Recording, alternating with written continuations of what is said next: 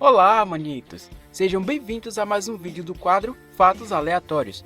E este vídeo será diferente, pois estarei respondendo algumas perguntas de vocês.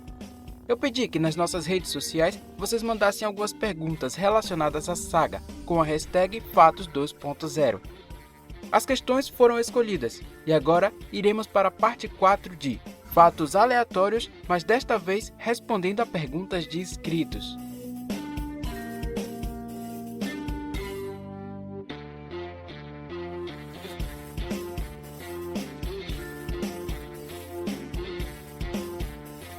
A primeira pergunta é do Eduardo Melo.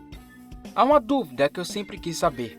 Qual era o melhor, os clones da República ou os Stormtroopers, seja Império ou Primeira Ordem?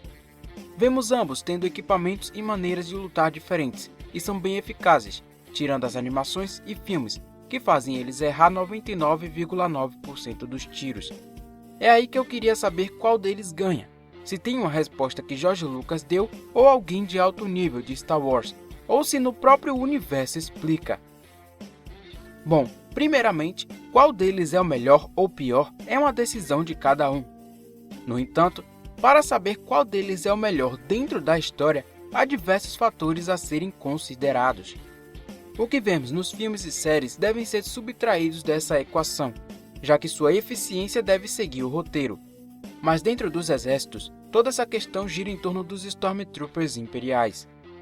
Os registros dizem que o seu treinamento é mais rigoroso que o dos Stormtroopers da Primeira Ordem, assim como dos clones da República, apesar dos Jedi inspirarem um pensamento criativo. Eles chegaram a ser comparados com os droids, já que foram treinados para seguir ordens cegamente, sem questionamento. Mas diferente dos droids, os Stormtroopers podiam pensar. Nesse segmento, perceberam-se que sua eficácia se mostrou maior que o do exército da República. Especialistas em batalhas imperiais constataram que a taxa de acerto dos Stormtroopers em batalha chegava a 77%, dando a eles toda a vantagem. O motivo de substituírem os clones de acordo com George Lucas é que os clones foram se tornando individualistas ao longo da guerra, bem como os Stormtroopers eram homens patrióticos e praticamente incapazes de desertar ou trair o Império. Diferente dos Stormtroopers da Primeira Ordem, onde FN-2187 desertou após a Batalha de Jakku, e um pelotão de soldados durante a Batalha da Ilha Enset, que desertaram por acreditar que o regime da Primeira Ordem estava errado. Em relação aos feitos comprovados, qual foi o Sith que mais teve êxito contra os Jedi e a República? Pergunta de Lucas Lima. Obviamente foi Darth Sidious. Seus planos derrubaram tanto a Ordem Jedi quanto a República, fazendo com que o Império reinasse por mais de 20 anos.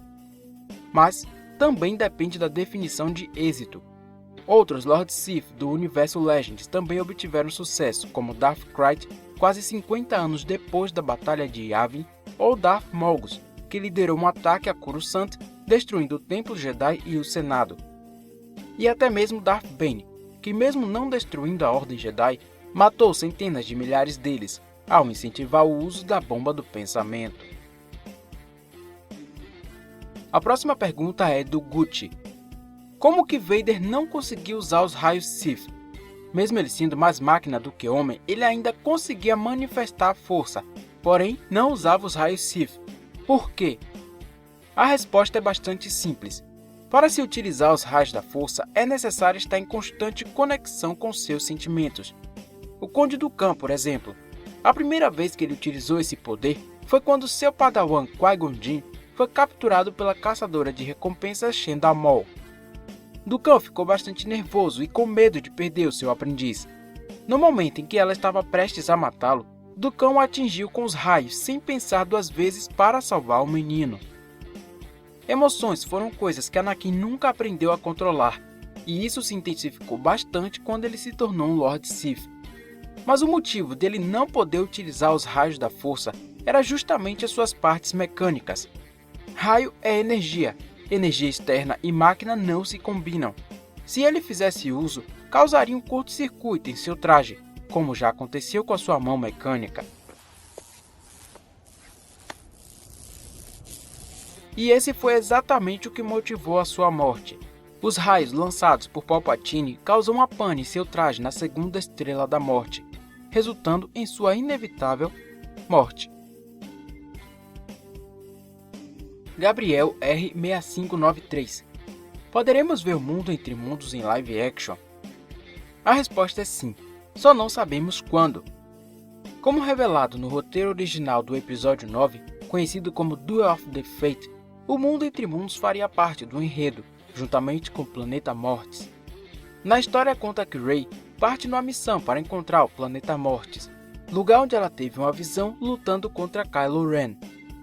Chegando lá, sua visão se realiza, e enquanto os dois duelam, sua conexão através da Jedi da Força os levam a lugares diferentes do universo, incluindo o Mundo Entre Mundos.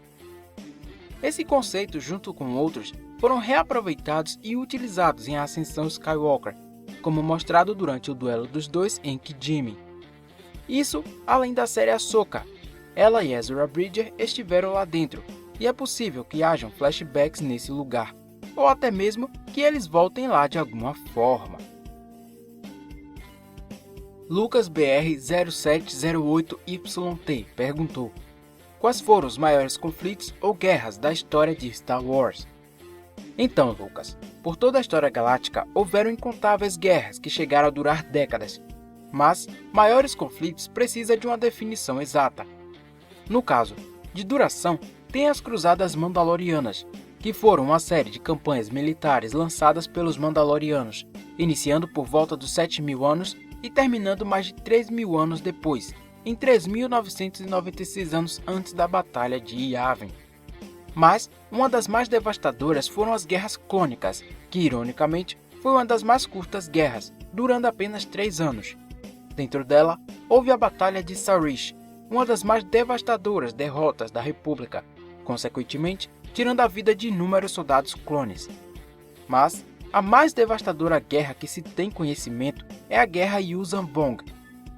A invasão dessa espécie de fora da galáxia conhecida resultou na morte de mais de 300 trilhões durante um período de 4 anos. Isso anos depois do fim do Império. Por que os clones não se voltaram contra Anakin durante a Ordem 66? Pergunta de Matheus Mendes Moisés. Então, Matheus, devemos ter em mente que, inicialmente, a Ordem 66 era um protocolo que fazia parte das 150 ordens de contingência para o grande exército da República. Cada uma delas tinha um objetivo a ser seguido à risca pelos soldados, e a de número 66 dizia que os Jedi eram traidores da República. Anakin não foi atacado por eles porque não havia chip inibidor na época. Nesse segmento, os clones realizaram um massacre de livre e espontânea vontade, apenas como soldados obedientes, e Lord Vader estava ao lado deles, não dos Jedi.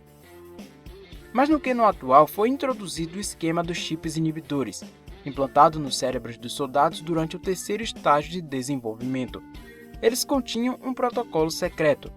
Quando ativado, o chip alterava o comportamento dos soldados, os fazendo assassinar os Jedi sem hesitar. De qualquer forma, eles não atacaram Anakin Skywalker, deixando essa dúvida no ar.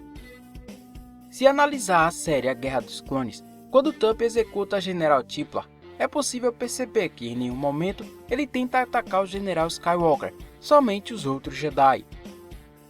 Não há nenhuma explicação oficial para isso, mas tudo indica que, de alguma forma, os chips estavam programados para não identificar Anakin Skywalker como uma ameaça, significando que Palpatine tinha total convicção de que o jovem ficaria ao seu lado na conclusão de seus planos.